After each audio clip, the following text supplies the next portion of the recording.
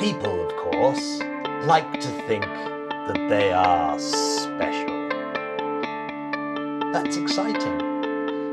It's disappointing to discover otherwise. Oof. The Interplanetary Podcast. The exploration of space for the benefit of all mankind. Your hosts here in London, Matthew Russell and Jamie Franklin. Oh, you've got. What have you got? Well, that's very sad, isn't it? I mean, I'd like to think that we are special people. By we, I mean the human race. I don't mean me and you. No, this is a very special podcast because we are coming live. Well, not live. We're just doing it in a place called Forres in the Highlands. We're in the Highlands. Hi. It's absolutely beautiful. We got into our little Airbnb where I've got a mattress underneath the bed. Although I booked it, I think I should have the bed. Anyway, we'll argue about that later. Well, I'm going to be. But anyway, throwing my weight around. Very beautiful, and in about half an hour, we're going to be taking a little trip. Where are we going, Matt? We're going to Orbex, and we're going to a rocket factory in the UK. In the UK, can we just state that? So let me. We're going to a rocket factory in the UK. I'm so excited. I am pretty excited. And we've got some great interviews lined up. One is with the head of Orbex, so CEO. CEO. So please listen next week. Yeah, we might even send some little video clips of us messing around in a rocket factory, lighting some fuses. Sounds dangerous. It does a little bit, doesn't it? Jamie, the little quote I gave you earlier on was from a guy called John Richard Gott, or more famously known, John J. Richard Gott III. JRG the Third. Yeah, JRG the Third. He was born today, February the 8th, back in 1947 in Kentucky. And he's a professor of astrophysical sciences at Princeton University. Did I tell you what he's most famous? Same as me. Well, funnily enough, I was Airbnb-ing this week with someone who was a nuclear physicist yeah. at Surrey University. It's been quite the week. Well, it's been quite the week for intellectual endeavours. Yes, he's quite famous for this thing called the Doomsday Argument. Now, can you strip this down for us in layman's terms? Do you know what we're going to have right now? Go on. Space Word of the Week! Which is Week. Is exactly that. Doomsday Argument. So, Jamie, are you familiar with... It's very similar to the anthropic principle. Yeah, I know. But what if other people don't? Well, I mean, explain it to them. Well, let's quickly. Anthropic principle basically means that the universe has to be a certain way for us to exist. So there's no point worrying about why it is that way. We're here because it is that way. So the only reason why we're here contemplating why is it that way is because it is that way. The anthropic principle. Is it a poncy way of saying it is what it is? It is what it is. Yeah. I mean, it's like there's nothing special going on. We wouldn't be here to contemplate whether there was something special going on if there wasn't something special going on. It's a little bit circular. I think, therefore, I am. There's about 50 billion variations on the anthropic principle, but this is a very much. It's not a variation on it, but it's similar to, and that's the Doomsday Argument. Dun dun dun. So the simple kind of one-word line is: supposing that all humans are born in a random order, right? Chances are that any one human is born roughly in the middle. So you've got to assume that if you were sampling at random a human being at any point in the history of the universe, they'd roughly be in the middle. That's what you've got to assume. On average, that's what would happen, right? Yes. But the worst thing about that, as in this guy called Brando Carter in the Carter catastrophe realised, is that this brings on this thing called the Doomsday earlier than you think, statistically speaking. So, this Gott fella, our birthday boy, J. Richard Gott, independently discovered it as well, because Carter I don't think, actually released his paper. And it's similar to the Lindy effect, which is about how old things endure. Oh. So if you were trying to work out, say if you found a old car, you think, well, how much longer is it going to last? The fact that it's an old car probably means it's going to last a little bit longer because it's obviously good. Done quite well, yeah. Whereas if you come across a new business, you say, I wonder how much longer is it going to last? Well, it might be over next week because it's a new business. Where if it's an old business, you go, yeah, it's probably got ages left. Yeah, it's like, what's going to last longer? Ariane Space or SpaceX? Well, if we were following the Lindy principle, maybe Ariana Space. I heard this explanation, and I think it's the best one I've heard so far. Say there were 100 rooms that needed filling with human beings, and God was flipping a coin. Now, if he flips heads... Which God? God. Sorry, carry on. God. Yeah. We're just God, Okay. our God, right? Flips a coin fairly, and it's got to land heads or tails. So there's a 50% chance either way here. If he flips tails, then only 10 of those rooms have people in, right? So rooms 1 to 10 have people in, and the rest don't. Whereas if he flips heads, then there are 100 people all filling all the different rooms, right? Now, if you know nothing, and you're one of the people inside those rooms, right? At the moment, when you're inside the room, there's a 50-50 chance that there's either 10 people alive in the universe or 100 people alive in the universe, right? Right. Now, if you step outside the room and notice that your room number is room number 7, for example, at this point, there's a 91% chance that there's only 10 people alive in the universe. There's a whole heap of statistical stuff that you have to go through, by the way, to get to that answer. Okay. It's a Bayesian kind of analysis of chance, and it's really complicated. And that's why these geniuses like Gott and etc. are kind of on it. So there's a 91% chance at that point. And you can kind of intuitively see that if you're in room number 7, there's a 91% chance. So there's a 9% chance that all the rooms are full. But if you find yourself in room 7, there's 91% chance there's only 10 people in there. 10 people in this universe, right? I'm going to say I'm with you. Okay, right. So the Doomsday Argument says this. It says, imagine if right now there's 60 billion people, but the human population might vary between like doomsday soon and doomsday later. If doomsday soon happens, there'll only ever have been 100 billion people. But if doomsday later happens, there'll be 1 trillion people, right? And you don't know anything about this. And then suddenly you're picked out and you go, right, where do I find myself? And you find yourself in this early 60 billion people that have ever existed, right? That's where you are, which is the exact same thing as finding yourself in the first 10 rooms or finding yourself in room 7. In this 100 chalet universe that we had, right?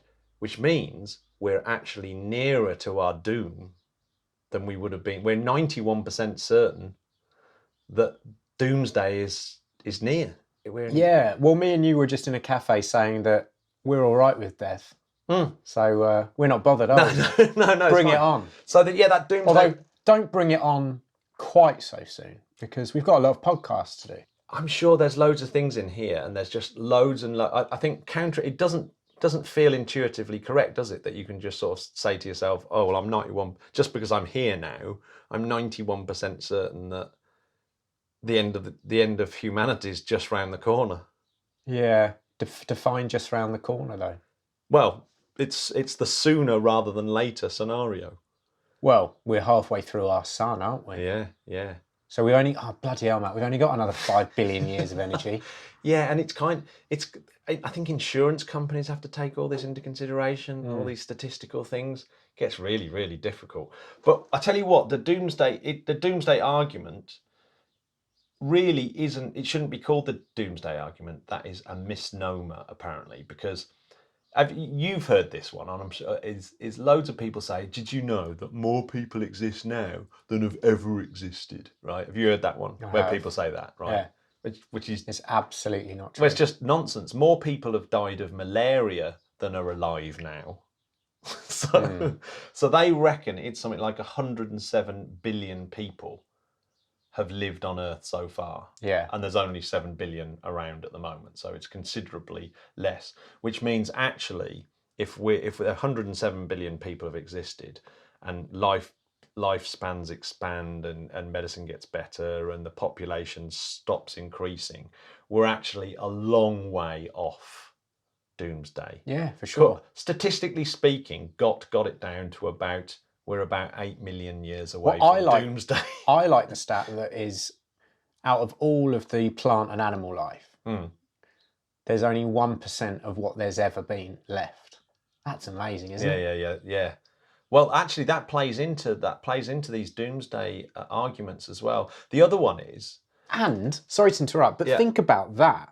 Think about how well evolved everything that we have now is. But now you're playing into the Lindy effect. Oh, what? So yeah, how cool is that? But here's a really interesting one. There's also, have you ever heard of the Doomsday Clock, where it's like how close we are to having a nuclear accident and wiping ourselves out? Well, you can do the same. The Doomsday Argument, obviously, at the moment, the way we framed it, doesn't stand next to that, because we put Doomsday at 8 million years away, where it can't possibly be. In the Doomsday Clock is like we're at 23:58 or something, so we're only 2 minutes away from death. But if you take the human population that's existed since nuclear bombs were available, then that's not been very long. So we are really close to the doomsday end. Matt, this is all getting very depressing. Do we have any good news? Good news, of course. We've got some good news. Shall we start with some European shizzle? Yeah. So Ariane, love them. Yeah, the Ariane Group have just finalised the definition review of the Prometheus engine. And I know you like you just like the word Prometheus. I like the word Prometheus. I just like the film. Which I hate. Oh. It's a terrible film. Doesn't matter. It just makes me feel like a kid. Awful. So the European Space Agency, CNES, and DLR, not the Docklands Light Railway, mustn't get confused, No. the German Space Agency, of course, have all decided that this Prometheus engine has got to the point where they're quite confident that it's the path forward. So they're going to be building the demonstrators that should be on the test stands by 2020. So this is Ariane's version, I suppose. That's only next year. Yeah, so so hopefully we'll see the Europeans making some headway on that. And our friend Paul Fjeld, he sent in this article, which isn't great news for Ariane. So the French... It's like a roller coaster, this podcast. We'll finish with good news. Okay. But the French government basically have a spending audit. That they get a professional independent company to come in and sort of have a look and say what was good spending and what was bad spending by the French government. And they've basically been pretty scathing of the Ariane 6 project. Oh. Saying that it's too cautious, right? That it's very doubtful that it has any kind of long-term competitive edge. Oh. And so obviously they're looking at people like SpaceX and Blue Origin, thinking, these guys they're innovating and they're creating some. But does then that mean that they're going to give them more money so that they can be more, uncautious? That is where it's at. So it's been seen as a fairly veiled attack, really, on the Ariane Group. Now, it's really confusing. Ariane Space are basically the commercial arm, so they're the people that contract flights and stuff like that. But Ariane Group are really Airbus and Safran in the background as a big industrial like a big massive European industrial complex of Airbus and Safran in the background. And it's kind of, this report is having a little go at them for basically all the money going to them to just develop technology that they've already really got just a little bit further. And what they're saying is the money, like the Americans have done, like NASA have done, is reached out to people like entrepreneurs like Elon Musk's and your Jeff Bezos's and people like that, and said, Like, why don't you do something technologically amazing? Why don't you go and do something really innovative? And that's not something that large lumbering companies can do particularly well, but Right. it is something that companies, I suppose, like Orbex, they can do really, really well. So it's like, Especially when they're getting lovely, huge chunks of money from private equity firms. exactly. Yeah. So it's like, yeah. So that's why you have those public Venture private- capitalists, yeah, sorry. yeah. Well, you get exactly. Well, you get and 30 million recently. pension funds and things like that. Yeah. Yeah, I was a lot of these space companies are actually owned by pension companies, pension funds. But Orbex have got a great thing, and we'll talk more about this evening, obviously. But they've got a great thing because small satellites need to be either replaced or repaired between 3 and 5 years. And the amount of people who want to put CubeSats and small satellites into the air now, into orbit, Definitely not in the air. Space. It's huge business for them. Yeah. Oh, yeah. Yeah. I mean, that's the other thing is that there's been a massive slowdown of geostationary, like your massive satellites, and that's what Ariane 5 and Ariane 6 are built for. They're built for putting huge satellites up. Now that market slowed down, so that's a little bit worrying. And of course, if you're up against SpaceX that are doing it at half the price, then you're never going to win those contracts. But of course, the Europeans need their own access to space. We can't rely on America. Although the British, that's exactly what we said. We literally cancelled our rockets and just said, we're just going to rely on America to do it, which is what we've done up until now, up until very, very, very recently, where it looks like that. Well, we'll only have small sat access to space, but that might be all that's required these days. If you think about it, Ariane Space was the first, in inverted commas, commercial space company. They were the first people, and they've been unbelievably successful. There's like a super huge percentage of satellites up that were launched by Ariane Space, like over 50% or something ridiculous. Wow. So it's like, for them to be losing ground now is actually really worrying for the French and European partners, Spain and Netherlands and all that lot. So, but yeah, anyway, Ariane 6 is really important because it's our access into space, and of course it's lots of jobs and all these different participating countries and stuff like that. Yes. This Prometheus thing that we talked about earlier on, Yes. maybe they'll get it going and they'll get reusability with their little methane engine. Well, here's to hoping. Yeah. But in the meantime, Ariane 5, see, I told you I'd end on a good note. Yeah. See, Ariane 5's had its first flight of the year, and it's launched a couple of pretty big satellites, one from India, the GSAT 31, and one from Lockheed Martin called the Saudi GeoSat, which presumably is for Saudi Arabia. You would have thought so. Well, welcome to 2019, Ariane 5. Ariane 5, and there'll be apparently another 5 Ariane 5 missions, so 6 in total, and the new Vega C, of course, will make up at least 12 flights for Ariane Space this year. Vega C, which of course uses the Ariane 6 common solid booster, which they've all been told off for not being innovative enough. Talking of methane engines, Yeah. Musk's been at methane. He's not just hot air. You mean sniffing it? Yeah, he's not just hot air out of his mouth. I saw some lovely photos of him testing a latest engine. Yeah, exactly. Looks good. Yeah. Oh wow, yeah. I mean, Looks how ace is that footage where it goes very, very bright, and then you see those diamonds. Pretty good, isn't it? Yeah, it's so cool. Yeah, so yeah, they've been testing their Raptor engine on Sunday.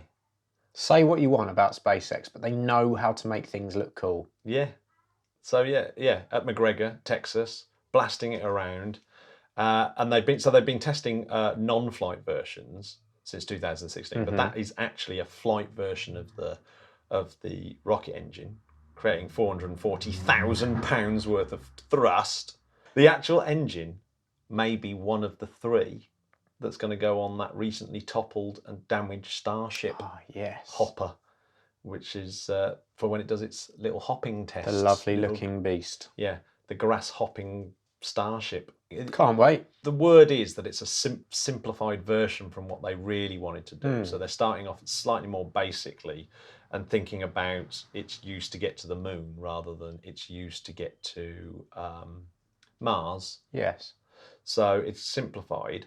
It actually makes you realise that the BE4 by Blue Origin is actually amazing, because that's like finished and it's being sold out to rivals like ULA. And I wonder if I'm actually wondering if Prometheus or Raptor will ever get sold to other rocket companies. Ooh, there's a thought. Yeah, it'd be interesting to see how they stack up together. Should we offer it up to Orbex? Yeah, let's do it. Let's say, are you ever going to stick a methane engine on the bottom of your rocket? Just what I'm asking. Yeah. So yeah, have you heard about the crew of the International Space Station mopping up? No, what's this? You know when you mess around with your plumbing sometimes. Oh yeah. And you. Is that a euphemism? Yeah, but in your case, yeah. That's a daily activity. Yeah. Yeah, when you mess around with and you spill loads of stuff all over the floor. Oh, yeah. It's exactly what's happened on the International Space Station. They've accidentally pulled out a pipe while trying to do some plumbing, and loads and loads of 11 litres of water in the International Space Station. Just floating around. So yeah, you can't mop that up. How'd you get it back? Apparently they cleaned it up with a significant number of towels. Oh. Yes. But they apparently cleaned it up, repaired the toilet, and it's back to normal operations. Literally. Yeah. Well, thank goodness for that. And did you see the video? The videos, lots of smartphone footage of the meteor that went across Cuba on Friday. I did see some of this. Yeah. Very exciting. Yeah, it was pretty. That's very. I tell you what it was like. It was very similar, wasn't it, to the that one in Russia a few years ago. Yes. Not as big as that, but yeah, everyone's out. I think that'd be really exciting to sort of see it. Pretty clear skies, I imagine. Yeah, and then go out and find all the little bits of it, because they've been finding all bits of meteorite. I think that's I'll really be up cool. on eBay. Yeah, no one injured, and no real reports of any damage. That is a miracle. Well, not really, because no one's ever been killed by a meteorite. That's just bizarre, isn't it? But someone has been killed by a cow falling through their house. Yeah, and stuff like that. Yeah. Yeah, bit weird. Remember, Marco A and Marco B, the two CubeSats. I do remember. So yes, they're the first two CubeSats ever to venture into deep space. Wait, is this your space fact of the week? No, it's still. Listen, we're on still space news. Oh. We're not going to get a space fact this week. This could be it. Yeah, this could be it. Space fact of the week. Yes, so the first two CubeSats ever to venture into deep space, ever, have gone mysteriously silent. Uh-oh. I think that they've smashed into an alien spacecraft. Do you think they've fallen into the lip of the event horizon? Yeah, no. Therefore, they can see the back of their head. Is that what's happened? No, what film is it where there's like something like Voyager whizzing through space and then it suddenly hits an enormous spaceship? Oh, yeah. That's a common film trope, isn't it? Yeah, I think it is. On its way to Earth. Yeah. And you often get some kind of deep noise. Yeah. Yeah, like some, yeah. typical Hans Zimmer kind of. You've been practicing that. That's like a spaceship noise. That was like circular breathing. It was a bit like. Your didgeridoo. It was a bit like Cuban throat singing, of which there's no such thing. No. There's Cuban cigars though. It's very similar. There's Mongolian throat singing. Yeah, there is Mongolian throat singing. That's what it was like. Good that. That's what I was thinking. Yeah. But I was trying to tie it in with the meteorite. Well, I think you got away with it. Yeah. So Marco, yes, these two CubeSats, Jamie, you're distracting me. Two CubeSats that they flew at. Their first ever CubeSats that went into deep space with Mars Insight rover. Remember that? Remember the Mars Insight rover? Do I? That landed recently. Well, one of the reasons why we got all the information back very, very quickly is it went out with these two little CubeSats that relayed the information back, and they worked, I think, probably better than expectations. Nice. So these two things have been a real success. Imagine like two fairly cheap, well, in fact, incredibly cheap. It's something like $18.5 million for two spacecraft that have gone to Mars and relayed back information, were really useful, took measurements and loads of other stuff. But they've gone silent. And I think one of the reasons is possibly because the sun is so faint now that the solar panels aren't able to, the sensor that points the solar panels at the sun might not be picking up the sun enough to be able to point the solar panels at the sun, so they've run out of power. Wait, are you saying it's not because Elon's tried to nuke Mars? to release the CO2. Oh, maybe there was nukes on board. Just saying. Oh yeah, maybe they've been knocked out Yeah. by the EMP off Musk's nukes. Let's call Marcus Allen. Let's get him back on. That's it. I mean, this is ripe for conspiracy theory. It The is. fact that there's 2 CubeSats and they've both disappeared off the It's just, out of communication. Wow. Don't believe what everyone's telling you. But yes, they're cutely called Eva and Wall-E. Oh, Remember the 2 little characters from Wall-E? One of my favourite. Do you know what? I think it's the greatest animation of all time. It's definitely got to be up there. I'm trying to think what is. Any film that ends with a bit of Peter Gabriel is all right in my book. That's pretty good. Yeah, that was the bonus. It's like, how can this film get much better? And then up pops the Gabriel. Yeah. Yeah, so the CubeSats, it could be that. It could be that they've been destroyed by interstellar radiation, crackled to death. Because I don't suppose they were particularly heavily protected. One of the CubeSats was having a leaky thruster. Talking about their thrusters, they're cold gas thrusters. Yeah. So in actual fact, they do manoeuvre in exactly the same way that Wall-E and Eva were manoeuvring in the film, by using the fire extinguisher, which is a cold gas thruster. Hence the name Eva and Wall-E. Well, my uncle had a leaky thruster once, but he just got some antibiotics. Jamie. Yes? Who's our interview with? Stephen Ringler. Nice. Yeah, he was... I don't know why I said it like that. No, he really was one of our favourite ever people that we've had on the show. I know we always say that, but this guy was amazing, wasn't it? Because it's sort of... We didn't really know much about him, other than he had the amazing space store, which I'm now slightly obsessed with. By the way, we need to organise a visit down to his place because he said that we can try on some spacesuits. Yeah, we got to go to the Harwell business park. That's what we've got to do. And definitely do. Have a listen to this because it's really, really exciting. Yeah. He's a friend of Harriet's, and we interviewed him the day before we interviewed Kate Howes, also a friend of Harriet's, which was all just a bit of a coincidence. Harriet. All of Harriet's contacts, they'll get to us eventually. But the coolest thing about Stephen was he did the entire interview while driving his car. Yeah, he was driving, and we thought, is this going to work? It worked. And it was fine. Yeah. So, So, Ikute. Roll it. I think in the context of what we're doing, because I work, I have a complicated life, but I am officially the head of future business at the Satellite Applications Catapult. So I am looking at new business opportunities for the space sector, trying to help promote space satellite applications through small, medium-sized enterprises, startups, large companies as well. But one of the things they've assigned me to, and I've been working on since August for pretty much almost all of my time, is something called Space Store. And so the way to introduce me from that perspective is I'm the CEO and founder of the Space Store. Building up a team that's going to bring space to everybody, everywhere, every day. I think you've introduced yourself. I think we can. So, I guess what would be really good is if we went right back to the start and how you first got interested in space. Yeah, I mean, it's really 2 things. My grandfather worked on the Apollo missions, which is awesome. Very awesome. And Star Trek, I admit it. Whoa. That's the double whammy there. So I get it from both, the historic side of space plus the future of what potential peaceful utopian federation led. Anyway, no, I'm kidding. So yeah, but I did like Star Trek. I do want to be Jean-Luc Picard when I grow up. That is a goal. It's funny because I want to be William Shatner when I grow up. Oh, me too. I can see that we're going to have a little bit of a debate next time we meet up in person, but that's cool.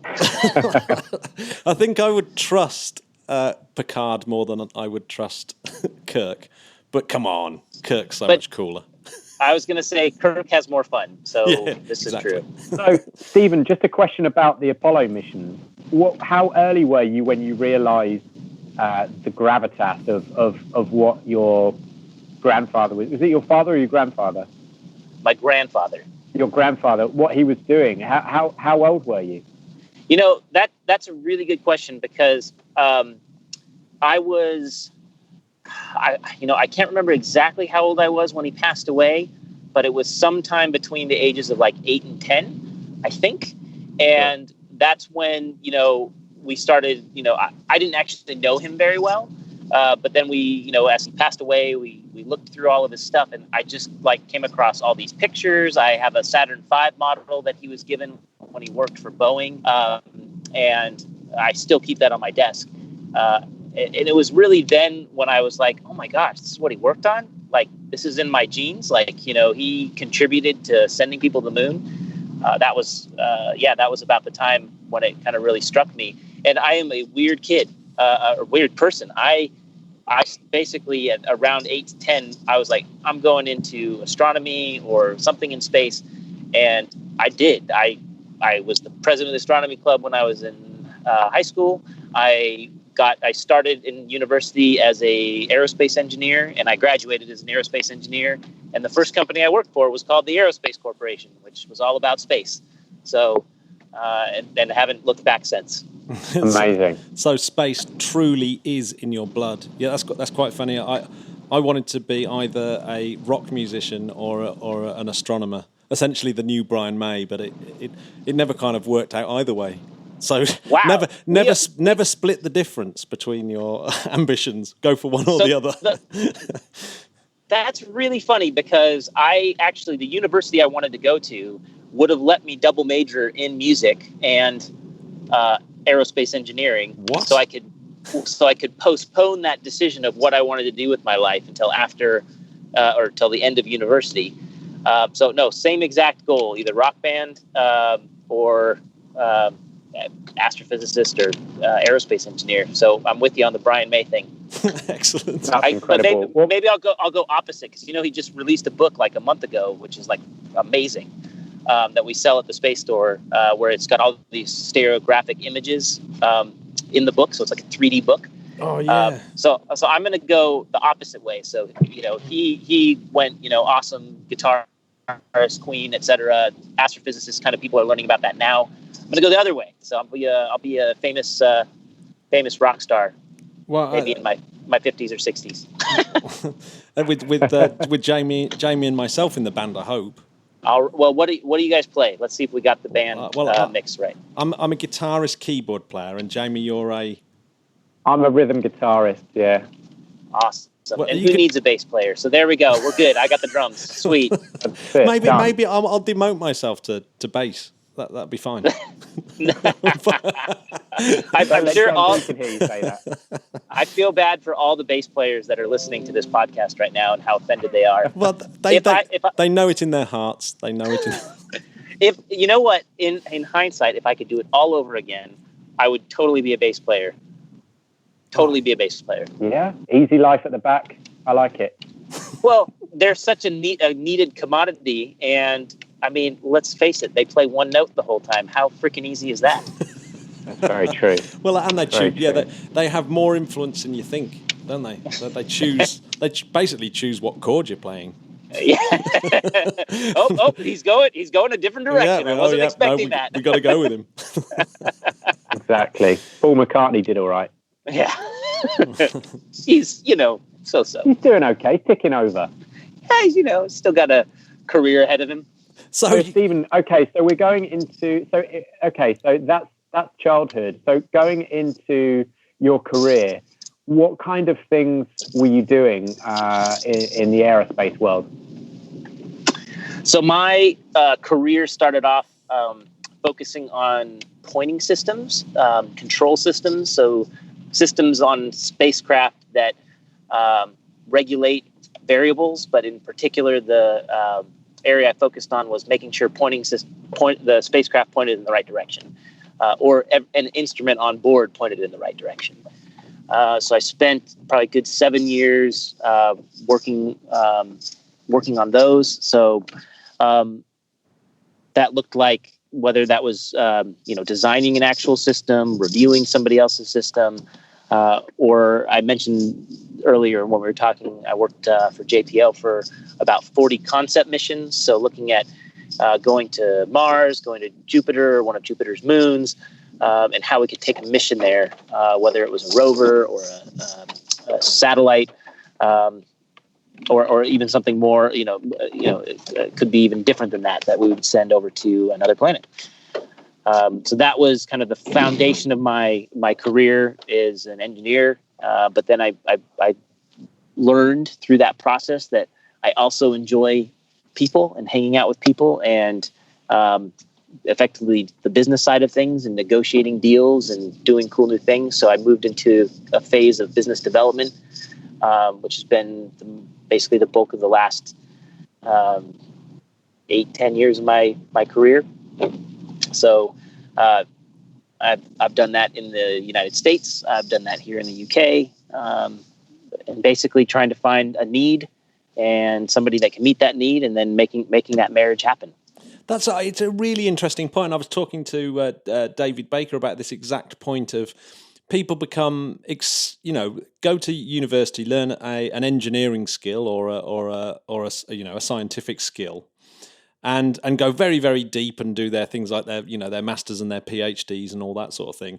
But after a while of being in a aerospace sector, they go into management, and I never understand how you lose that massive skill base, that knowledge in the technical side of things, and then it goes to the management level. Can you describe a little bit how that happens and why it works? Because it seems to be the normal pattern of things. I wouldn't go as far as to say it's the normal pattern, but it is definitely a pattern. I think you really find people take two paths. Either they just go and become an expert in a particular area because they love it so much and it's so fun to continuously do that, kind of refining that skill set you have on the technical side.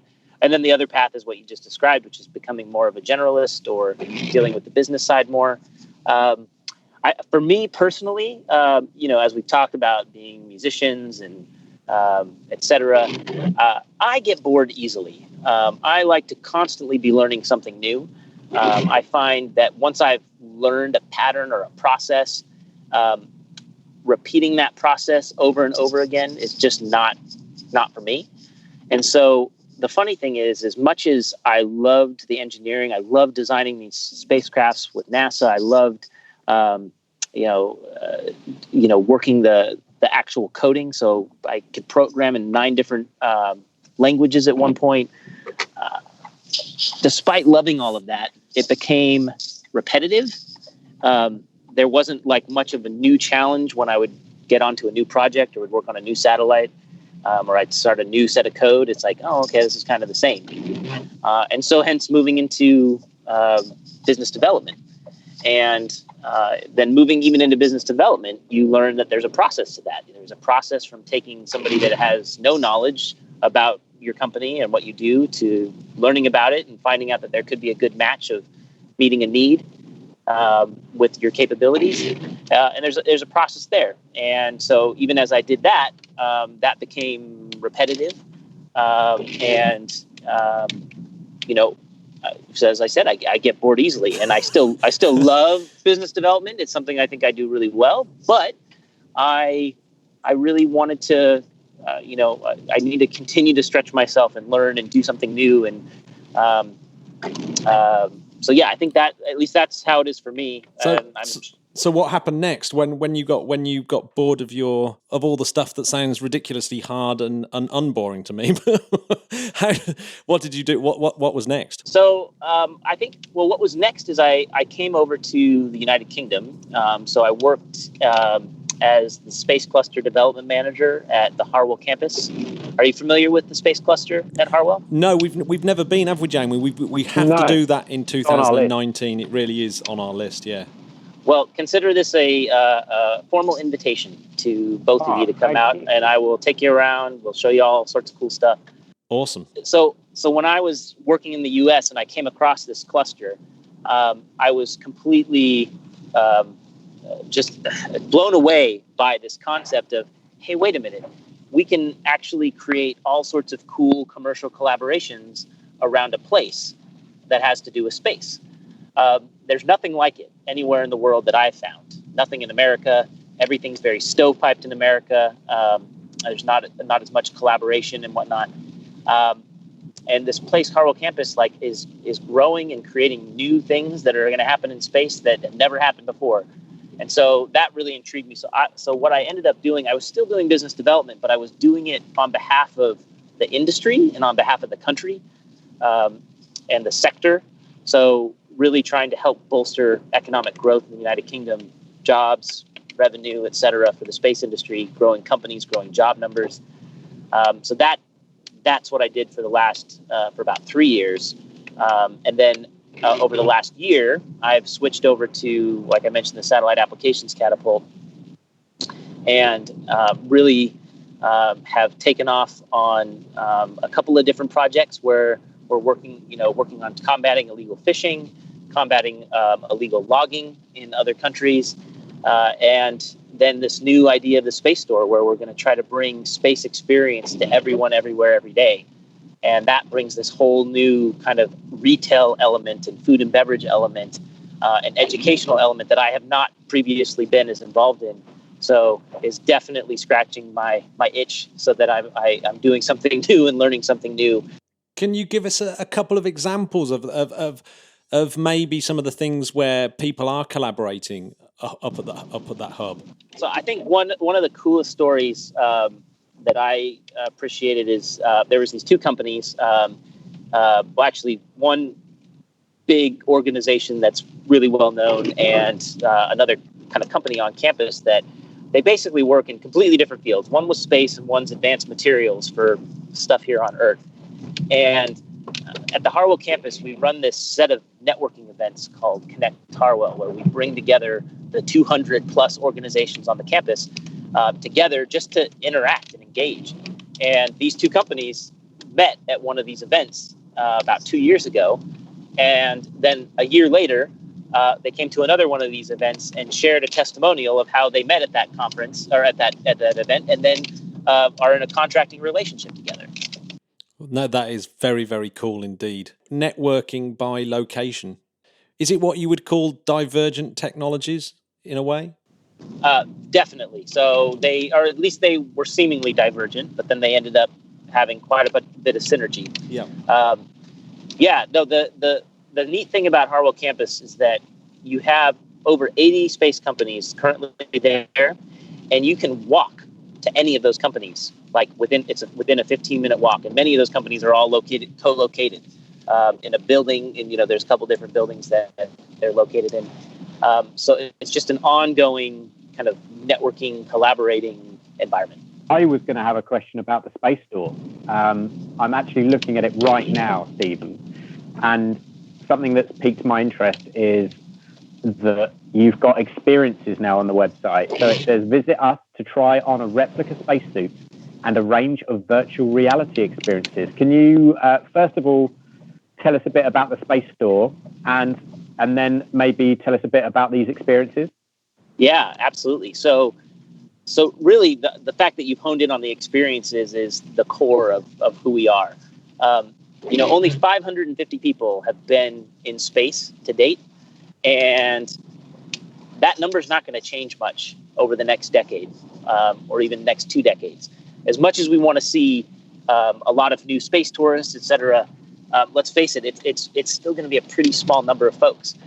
And so the whole vision behind Space Store is to bring space experience to Earth so that there's ways that we can experience whether it's weightlessness or how astronauts eat or how the Earth looks from space.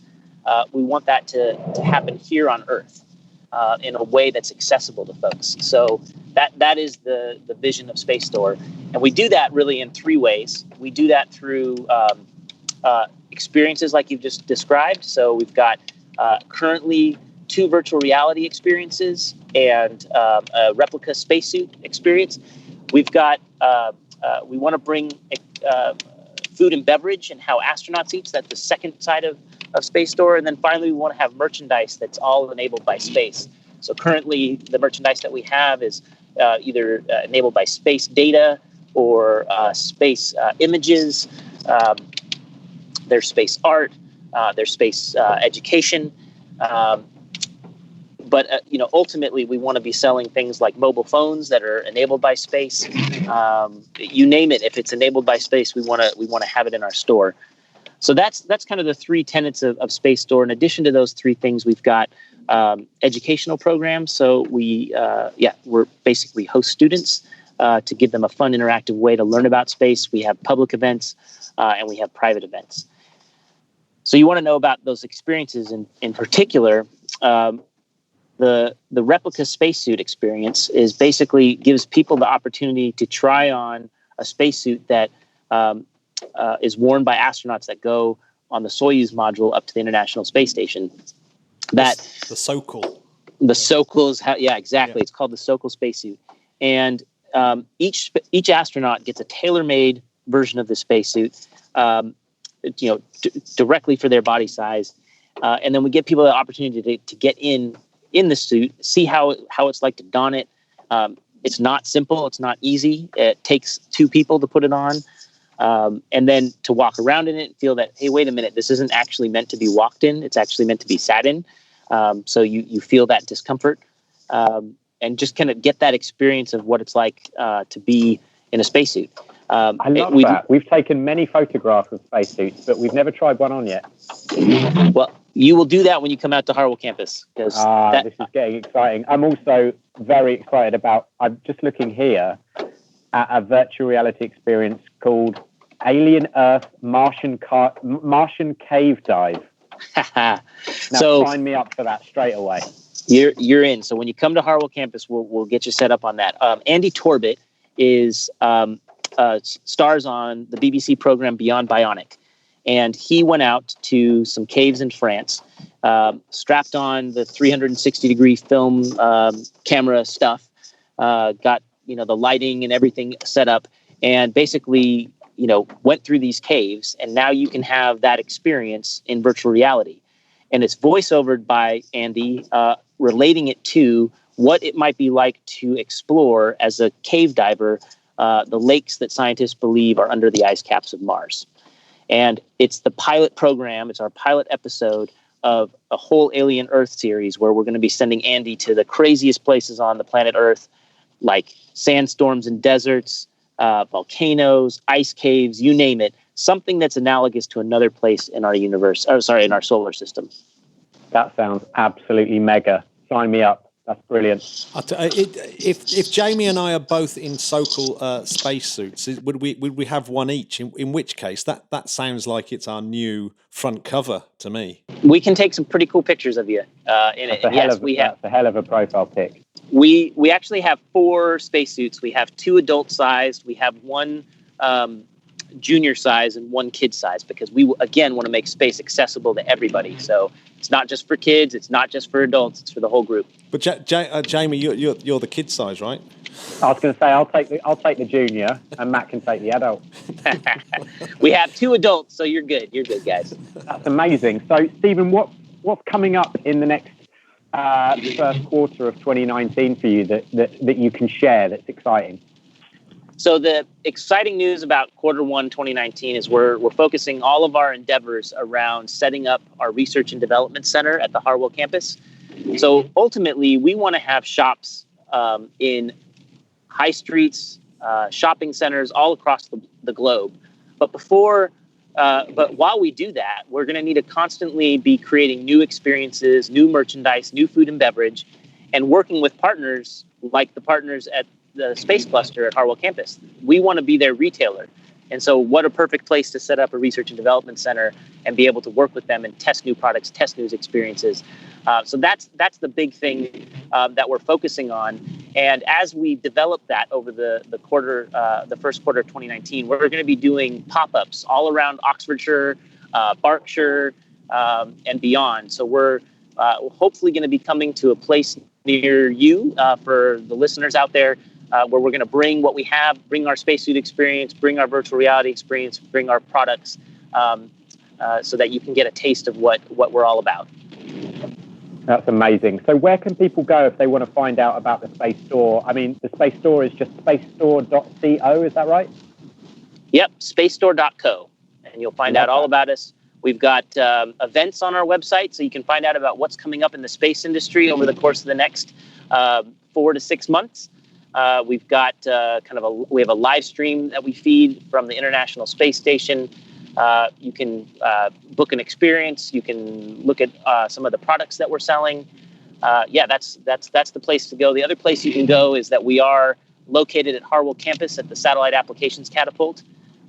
So you're always welcome to visit us out there. We've got a little shop there, and we're happy to talk to anybody and do the experiences and share about space.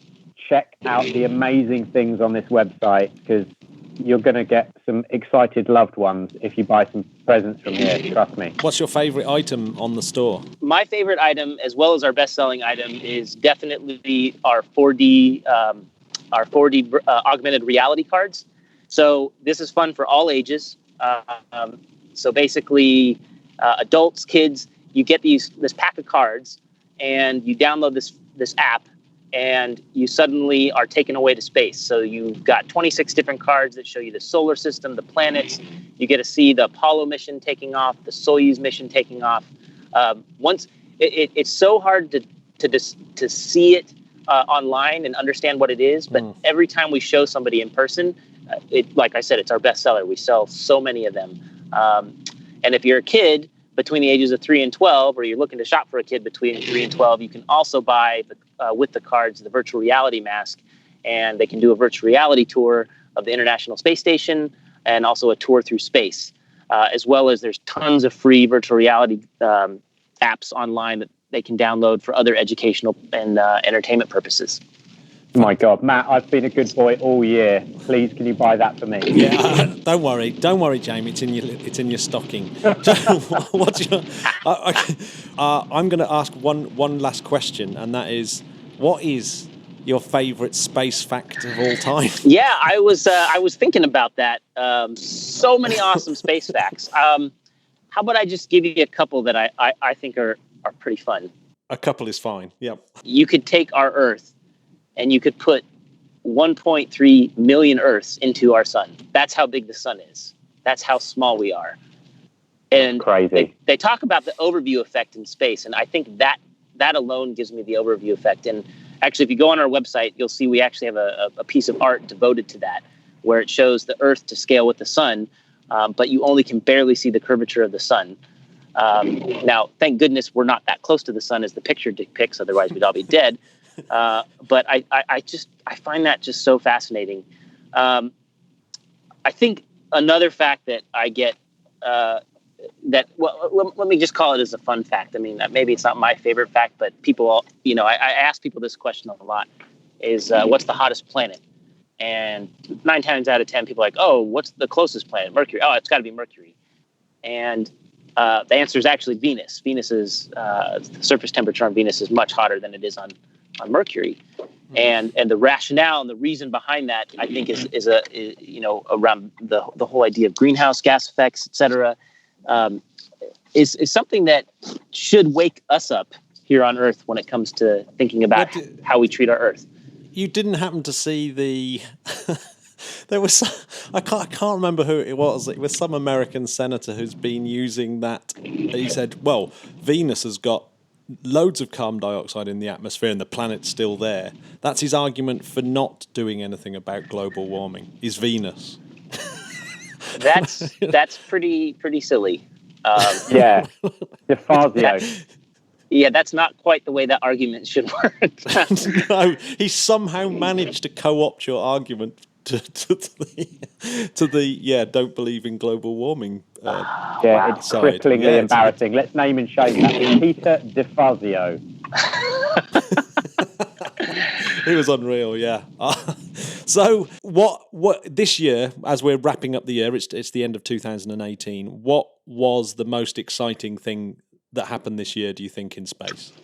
So you've probably got this same response from so many of your guests. I've got a feeling I know what it's going to be.